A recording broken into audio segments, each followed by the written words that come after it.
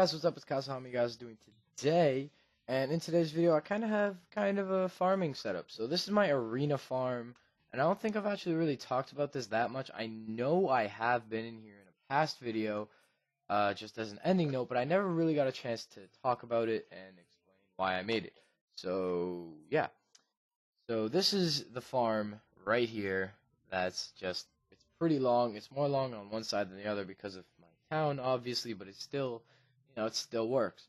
So there is lava followed by traps on the bottom, left, and right sides, as well as top sides, as it does have a super dart trap right there.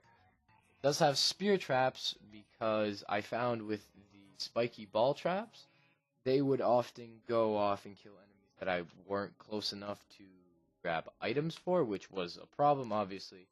Now, I have yet to find something for something that those Nimbuses are doing, so if that comes in a later video, I will definitely update it. But I did make this video as a way of farming the pirate invasion. Now, back when I didn't actually have this thing, coin, I used to farm pirate maps all day, and then sit here pretty much almost AFK with just nothing, because I didn't have to. Nothing could really hurt me, which was awesome.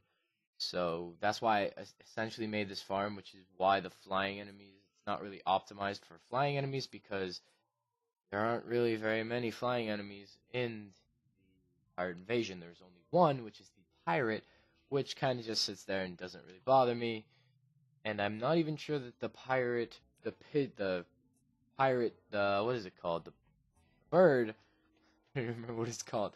The bird doesn't even have a chance of dropping the coin, the gold coin. I could be wrong, but I think it does. So that's why I actually did that. Now, I do have to make an answer almost for top side, which is pretty bad, but right now the farm works pretty well. Here's the circuitry. I did use different colored lines so that they could overlap each other, as they do right there. So basically, it's one teleporter up top, which will bring me down here. And the reason I did that is because I was making this before I had the Rod of Discord, which obviously was a problem. Then I actually took red wire and actually went and wired all the way, if we turn this off, thank you, all the way, I wired all the way here with the super dart traps on this side, as well as at all times you will have double regeneration, including the heart lamp and the fire, because I did go by all of it. So yeah, at all times you will have both regenerations, which makes it overall pretty hard as long as you don't have like beginner relatively well set up for the are. You should be fine. Now, of course, if you do have the Rod of Discord, you do not have to. Obviously, don't have to put the teleporters, but I think that it's a nice touch. To be honest, I like how it looks. Now, the reason I did put storage down here is because there was a lot of crap that I was farming that I didn't really have, farm. So I kind of just put it away and left it.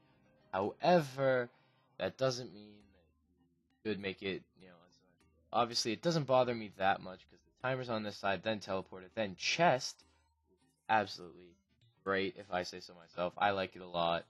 So, yeah, I hope you guys can actually make this farm, because overall, I'd say this is a very good farm for farming invasions, which was definitely something that I would do a lot of when I did need the coin ring, as well as some other weapons in hard mode, and even in beginner mode. You can use normal dart traps. You can still get the lava.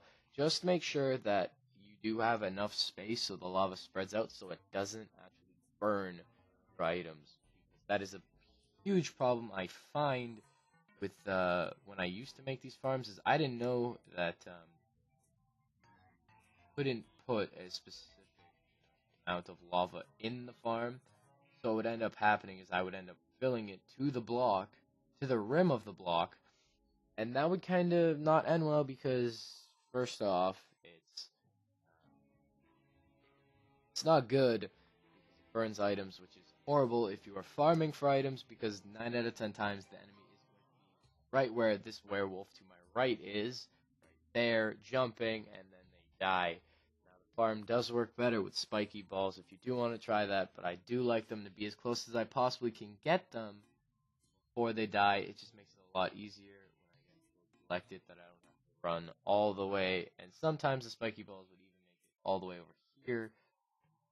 I really did not mean to do that. Which made it really hard because I would have to go get it.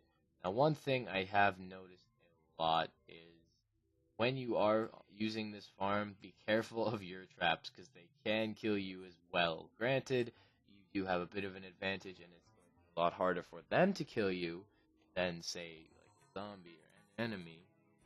But it can still happen, and I actually have died a couple of times from my own traps while going to collect it because I actually did forget to turn off my traps. So that's going to be it for this episode. I hope you guys enjoyed, and I'll talk to you guys in the next video.